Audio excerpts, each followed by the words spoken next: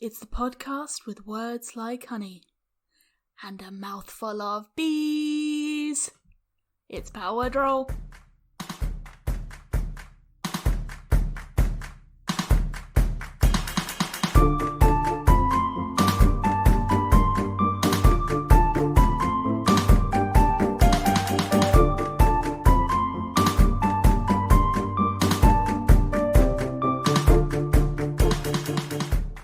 Salutations, and welcome to Powered Roll. I'm Conrad Eaton Gray, the Dungeon Master, and I'm here with Naomi. Hello. Who is playing Glax.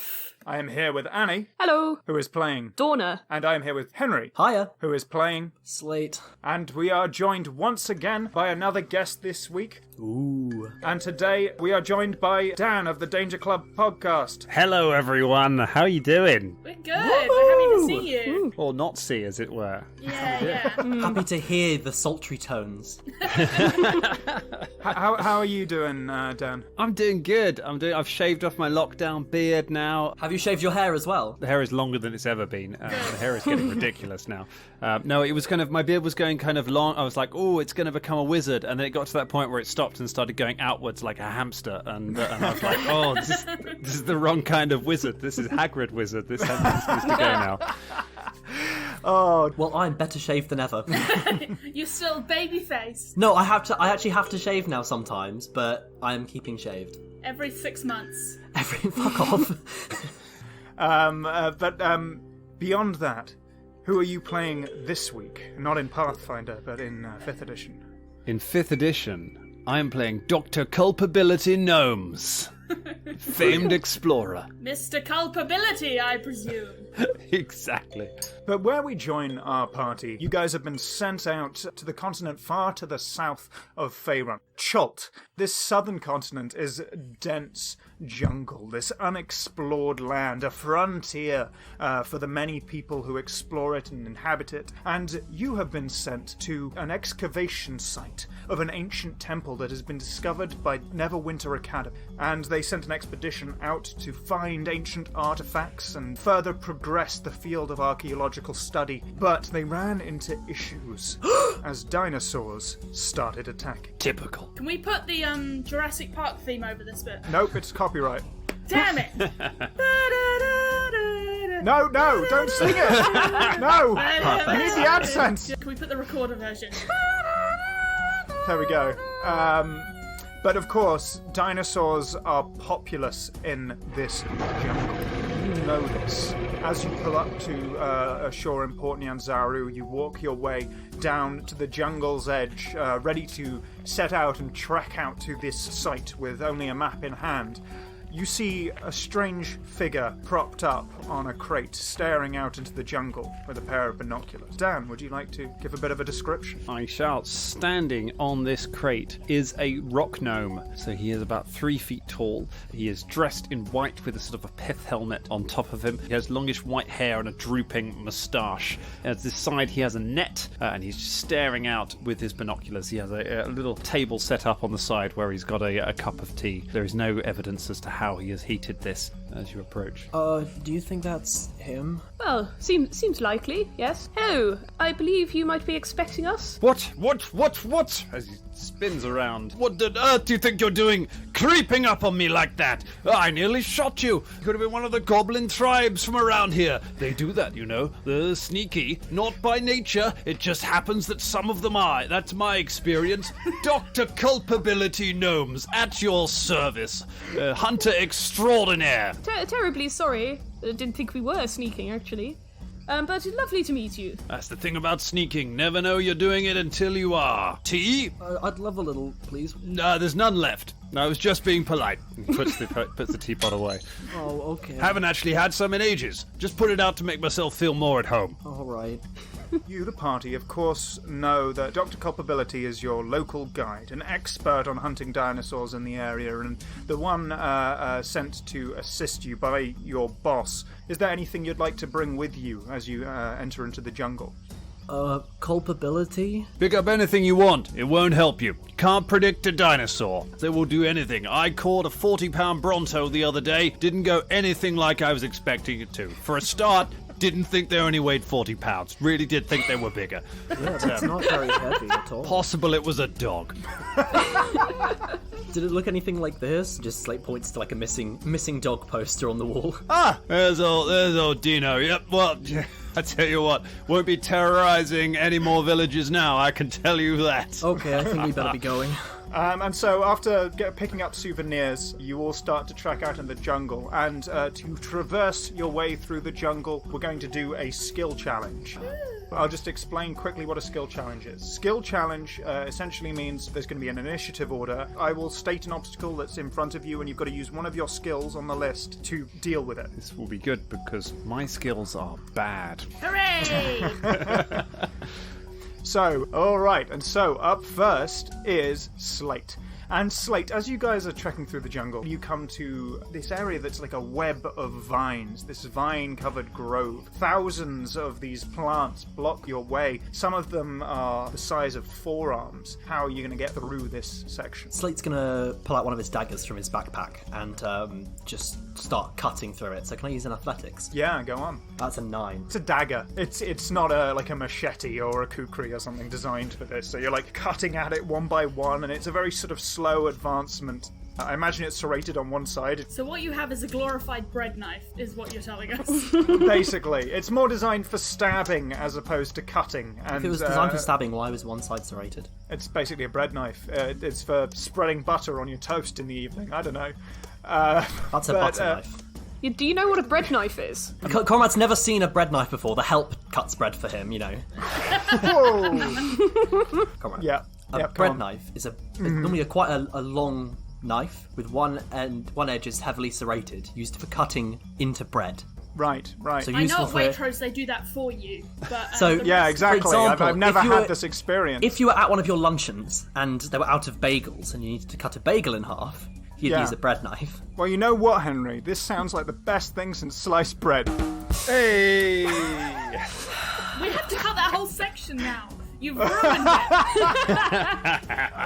it. But you're like trying to slice through, and you're not really giving it enough welly. Sorry guys, it's taking ages. I'm really sorry. I'm holding everything up. I think Glax is actually quite enjoying this. It's a good place to be if you're a naked reptile. So he's quite enjoying the slow pace, painting war paint on his cheeks and going even more feral. Can Slate get some more paint as well? I draw you some like sweet tiger stripes and then Hell like a little yeah. smiley face around your belly button. Thank you. You manage to eventually make your way through, but then after a little bit more travel, you come to a large, fairly fast-moving river. You see that there are large shapes in the murky green waters. On either side, canopies of trees shade you from the sun. Dorna, you realise that you've got to find a way across the river. Remember, you've got the cart. Yes, this is true. I had forgotten we're trying to get a cart across. What are those green shapes in the river? Crocodiles. I could try and cast animal friendship on one of them to try and give us lifts across the river. Very good. Okay, do you want to do an animal handling check for me? Let's see how successful this is. So, Dorna is going to spy these crocodiles, and having done a bit more practice recently, has learned how to cast animal friendship. So would like to target one of the crocodiles with that, before trying to bribe the others to just sort of leave us alone by chucking some meat in and... Okay, can you make an animal handling check for me? I'm gonna need you to make the crocodile noise. I have no idea what crocodiles sound like, so this could be That's entertaining. what I was counting on. This animal handling check is an 8. Oh no. And Dorna probably manages to do something that sounds so unlike a crocodile that they actually think I just sound like some food. Do a failed animal handling crocodile sound. Oh dear. It will probably be a sort of... Perfect. As you go, that. meow, the one crocodile you've managed to make friends with is sort of ferrying everyone across, and it gets to just the cart being lifted across. The horse that's pulling it is sort of very tentatively atop this big crocodile. And one of the crocodiles leaps out of the water and just snaps into the horse's neck, pulling it under the water. The cart is brought to the other side, but not the horse. It's a common problem in these parts. I've lost count of the number of horses I lost that way. He's like, I'm just shoving horses into the river, but for some reason they keep getting eaten. It's just like a If bridge anything, of I'd horse say I have a bones. casual friendship with these crocodiles for the number of horses that I've fed them over the years. Who's strongest? They're gonna have to carry the cart. I think everybody just looks at Glax and he's like, nah. Well, or we could bring this crocodile along. It might be able to help. I would like to point out, animal friendship, if it fails, lasts a full 24 hours. Well, you do have a crocodile for 24 hours. We've then. lost a horse, but we've gained a crocodile. Not bad. If only one of those was good at pulling a cart. Yeah. We can attach the cart to the crocodile. It slows you down because it's not a horse. Crocodiles, the great transporter. They call them the ships of the river. As you make your way to the other side of the river, you eventually pass in a valley between two mountains. And in this valley, there are these large spikes of rock that are sticking out of the ground. They make each area that you pass to look exactly like the last. How are you navigating this area? Glax is actually going to take some of his war paint and start making, like, marks on the rocks as we go Oh, very nice. to make sure that we don't end up doing circles. And I would Okay. like to roll perception to see my Go own on. marks. Oh, it's not a good day for you guys. It really isn't. That was an 8. Oh, man. I'm like, hey, Okay. that smiley face looks like the one I draw. I should put another one next to it. It's getting later and later as you guys are advancing. Ah, look, these markings here. Clearly some primitive tribe has been drawing smiley faces on these rocks. Oh no, I hope they don't attack us. Dr. Gnomes, it's taking a long time. Where's the temple at? Can't rush these things. The dinosaurs have no doubt hidden their temple deep within the jungle. That, or they're not involved in the construction of the temple at all and we're merely lost. Both of these things are possible when you're exploring. I hope we're just lost. I don't know how to deal with intelligent dinosaurs. Glax looks at you with like dude? Sorry, Glax. You're not intelligent. Don't worry. Glax draws a sad face on the rock. As this sort of nice sentiment question mark is being shared, you eventually find your way through the rocks. But as soon as you reach the other side, you realize that between the two mountains there is a gigantic chasm. Dr. Culpability Gnomes. We set it up real good for you. Good, the one with the lowest stakes of all of them. If you die here, the shortest running character. The shortest, get it? Because he's a... This reminds me. I seem to remember that often old civilizations will build bridges across these paths, and you simply need to look for the markings along the way to find ancient roads that might bring you to such a crossing. It may be crumbling and dangerous, but I think it might be there. I would like to attempt a history check Yeah, go to on. see if I understand the history of the area. Go on. See if- Do it. Hey, over 10! That's exciting! You've come this route before. You know the way. The Yuan-Ti built one of their bridges across it. You just need to follow the ravine a bit further down, and then you come to this rickety rope bridge that sort of got etched symbols of serpents into each of the planks, and it's still a horrific way across. Utterly terrifying. But you get along fine. The Yuan-Ti. Very big on branding, not so good on bridge building. Come on. We see there's a Yuan-Ti like logo and then their Twitter handle. You're like, wow, if only the product was any good. Yeah. Turning yourself into a snake just at the end of the day is a hard sell. But you managed to pull through, and so Dr. Gnomes knows you guys are getting close.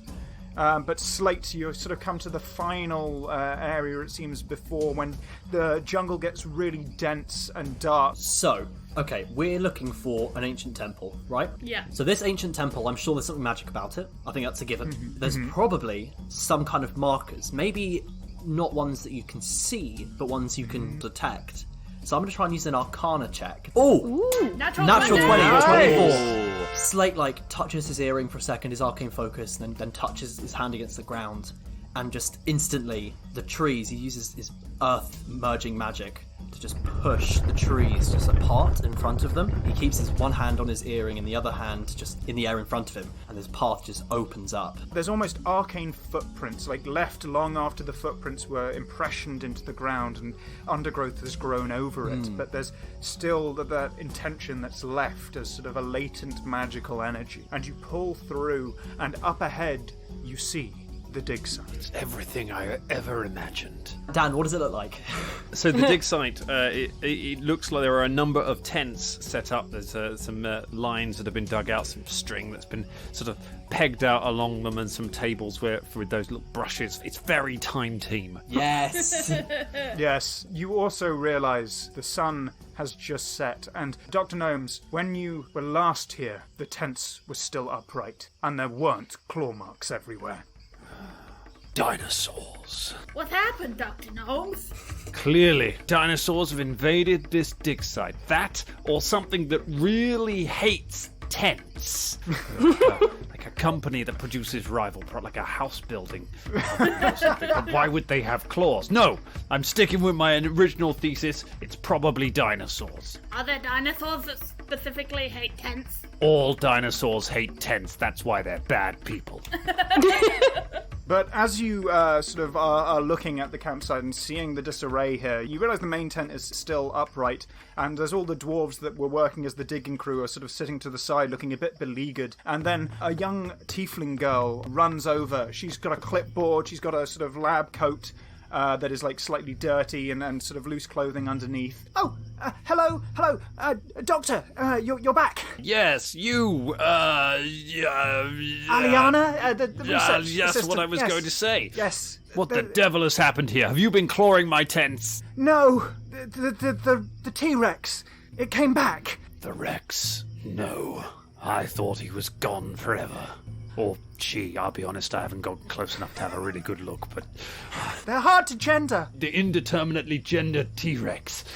I thought they were gone forever.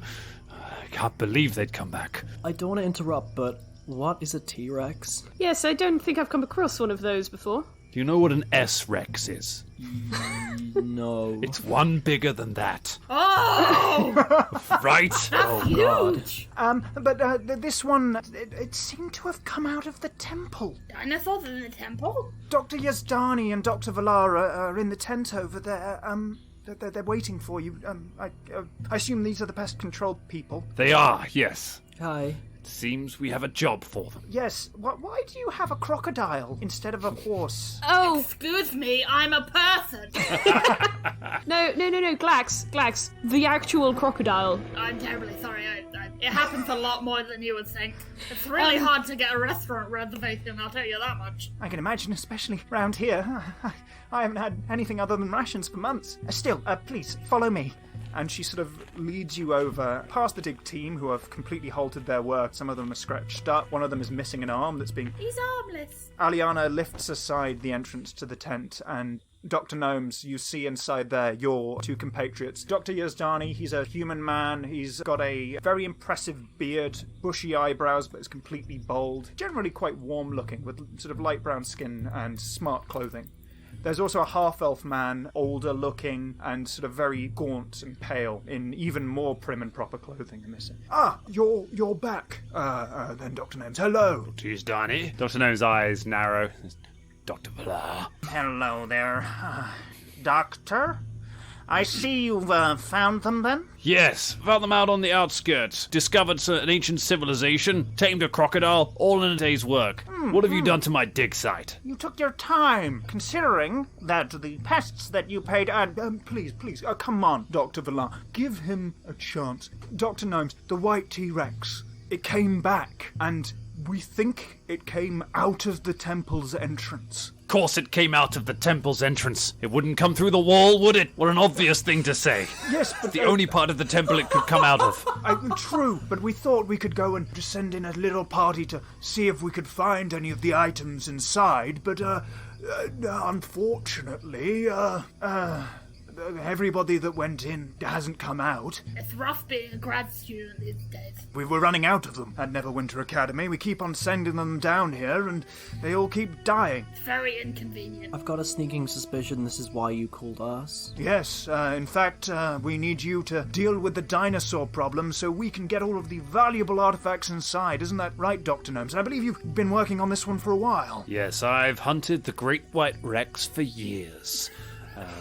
Stalking it from continent to continent, trying to track it down. Admittedly, it's only really been an aggressive chase within the last sort of 6 months or so since we came here where it actually lives. For most of those years, I was pretty much drawing blanks, just asking around houses for if anything, I'm as surprised as anyone to find out that it existed, but it does, and it's extraordinarily dangerous. Didn't stop you from taking up research funding looking for this thing, but I suppose wrong clock has got to be right twice a day. A wrong clock can be right more times a day, depends how many times that time comes up. I don't really understand time, I only understand hunting.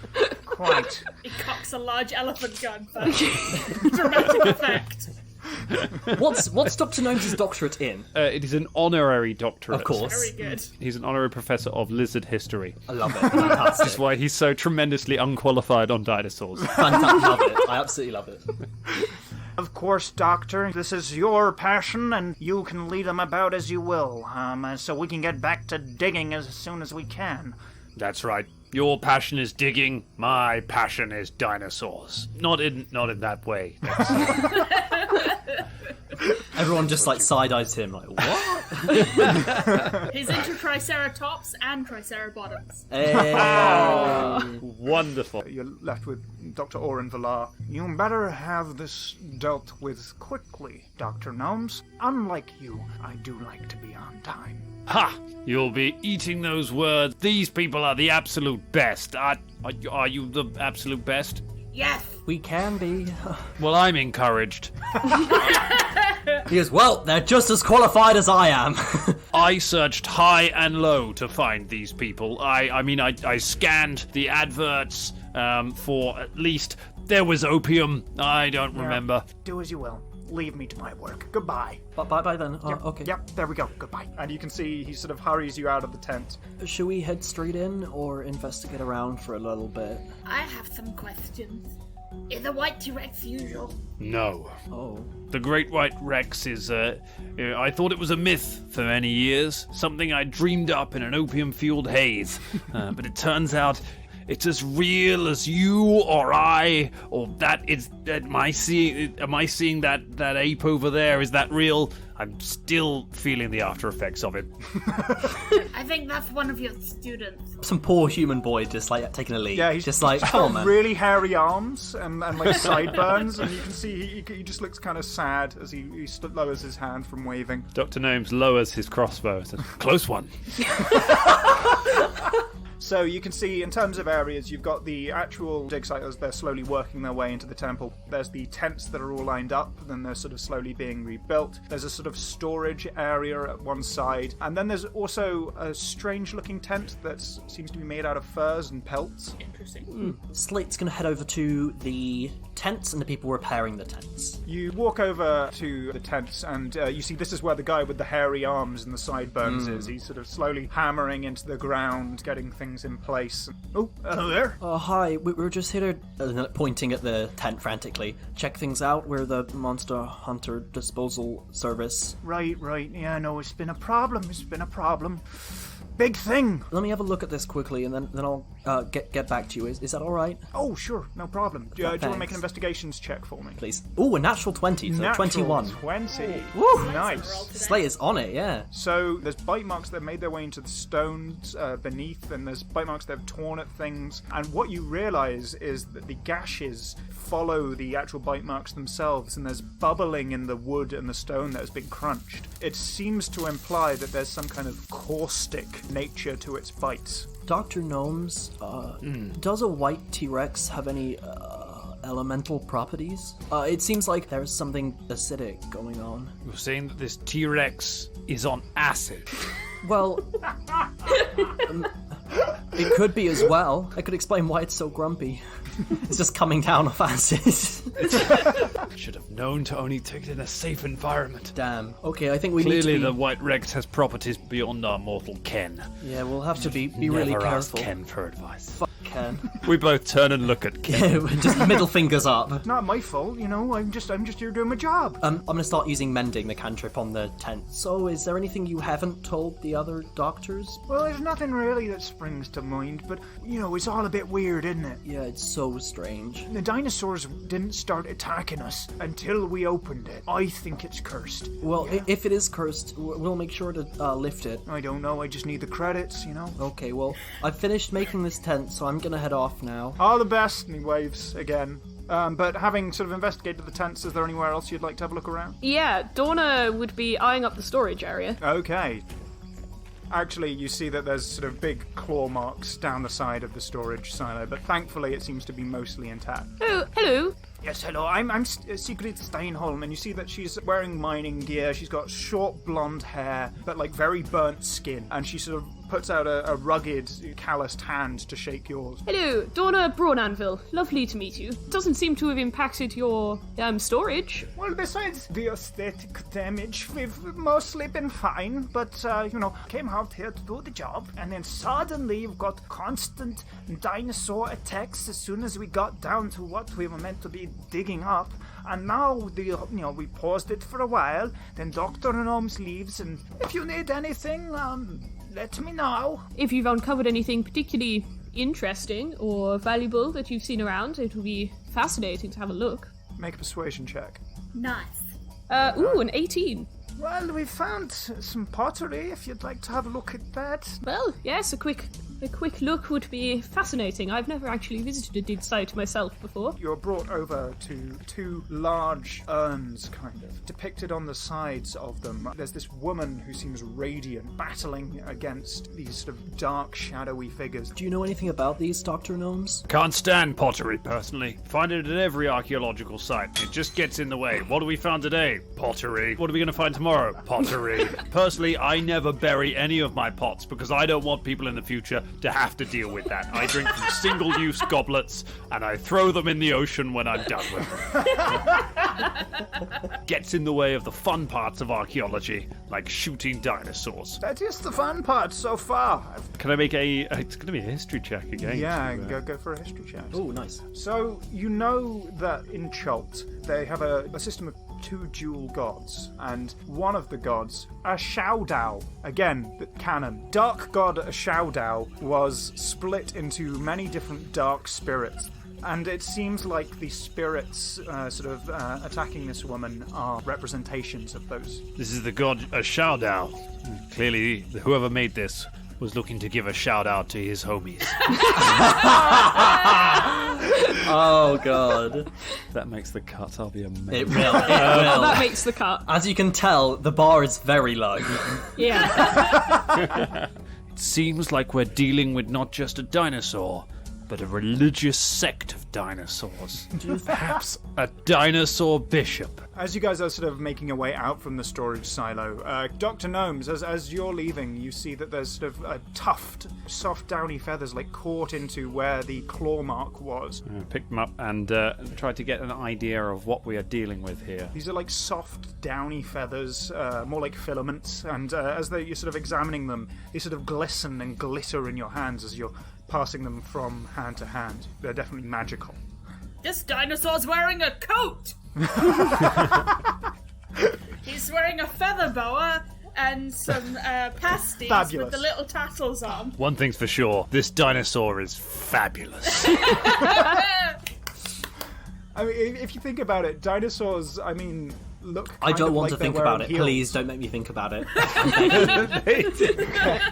Does anyone want to do an Arcana check on the feathers, perhaps? Yeah, I would like to do a nature check on those feathers. Yeah, go on. Dan, I think you should do an Arcana check. I think I shall. I've seen one of these before. Dorna got an 11. And Dr. Gnomes got it.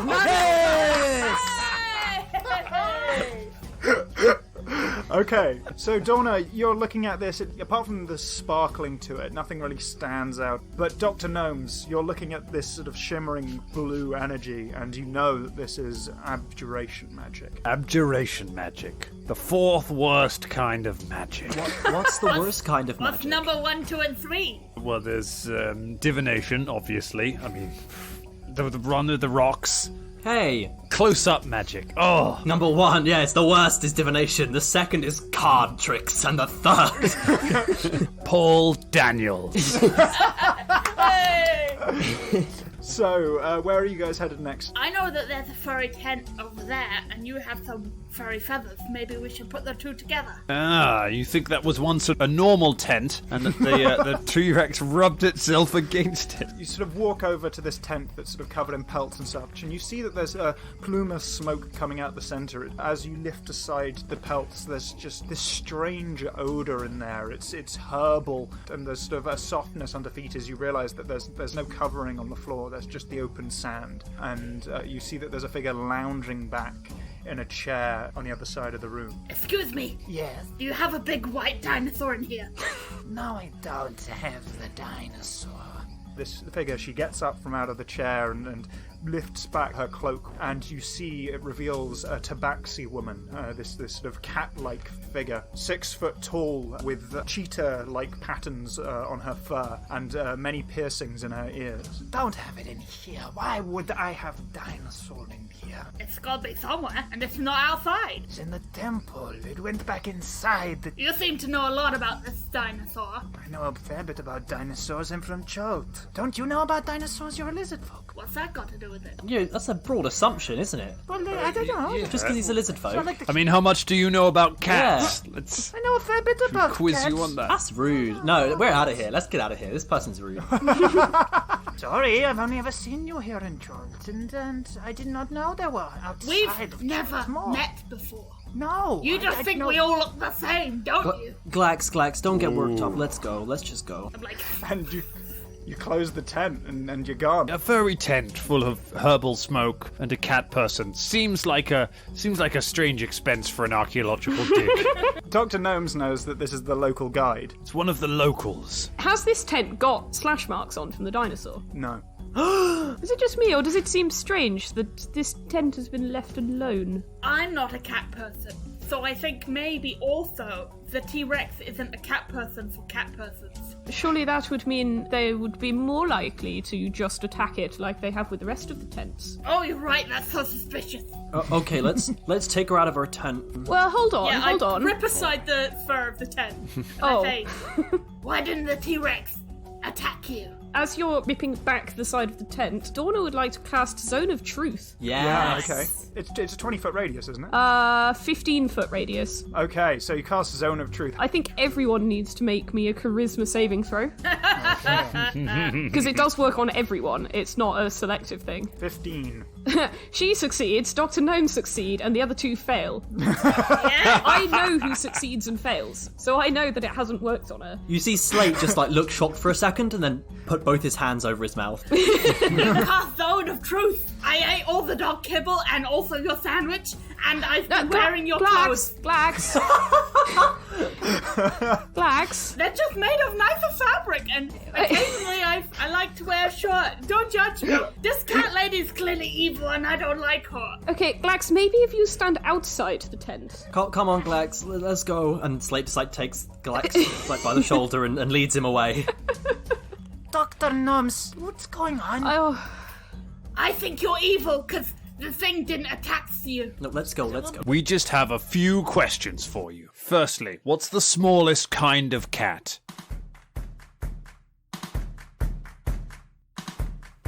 thank you for listening to Power Word Roll. You can find links to all our social media at powerwordroll.co.uk. If you enjoy the show, please consider supporting us on Patreon. Otherwise, a positive review on iTunes is the best way to help us out. But for now, from Conrad, Naomi, Henry and myself, thank you, and we'll see you in the next one. I do believe, Dan, that you're about to have the 100th episode of your main series. We are, yes, we're on the road to 100. It's been held up. We dropped episode 99 very recently, and we haven't put episode 100 out just yet because we only recorded half of it before the entire world closed down. So we were left with half of our 100th episode, and we're like, we're not going to do sort of half of it as the episode we want and half of it as a remote part record. A and then 100 part B to really eke it out. It'd be a long wait to do it. So instead, we're doing our mini series Lockdown Legends, where we're exploring the backstories of the various Danger Club characters. So we're doing that's fantastic! episodes. That's really Awesome. And they are going to run. So they're all still part of the story, and they will somehow feed into the main plot. You're going to make a lot of stuff canon and then regret it. I already am. I already let our listeners design a character that Ross then played on the show. And my goodness. That character is called Basco Mops. There you go. There's an exclusive. He is a pug person. Wow. Brilliant. Absolutely brilliant. Where can people find these backstory adventures being released? They can find us same place as always at Danger Club Podcast, dangerclubpodcast.com, or on all of your podcast places. Or you can go back to the beginning and listen to all 99 other episodes to get up to speed for it. And when lockdown is over, when we can all be back together and a bit drunk, then we will do episode 100 properly. Well, this sounds like the perfect time to jump in then and start from the beginning, because there's nothing to do, and you know that you're going to finish it, and then there's going to be like a tiny little wait, and then the finale, like any good series. There's really no excuse not to at the moment. Yeah. I mean, that's what I've been doing. I've been literally, I'm trying to catch up. So I'll get there.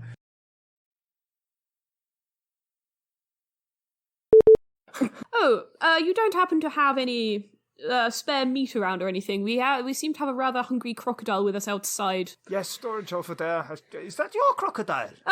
Yeah, for now. Right. Maybe that is the most concerning response to is that your crocodile? I think humanly possible. Maybe maybe don't get close to it after a few hours have passed.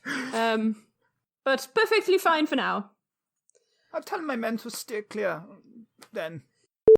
Well, not that far, but reasonably far to the south of Faerun. Chult, an ocean away. And it's been, sort of a bit of a way, but it's not so bad. It's more like a weekender destination. Yeah, take a couple of days. You could go for a long weekend, don't worry but about it would get boring if you were there for any longer. It's closer than Evermeet was, I'll put it that way. Yeah, fair. It's on the map, whereas Evermeet was off the map. So, it's a bit closer to home. On map, boring. Investigating the jungles of the far south, not just the reasonably far south. Even further south. Even further south. Like, you had to buy an expansion book for it and everything. Chult 2. The Chultony.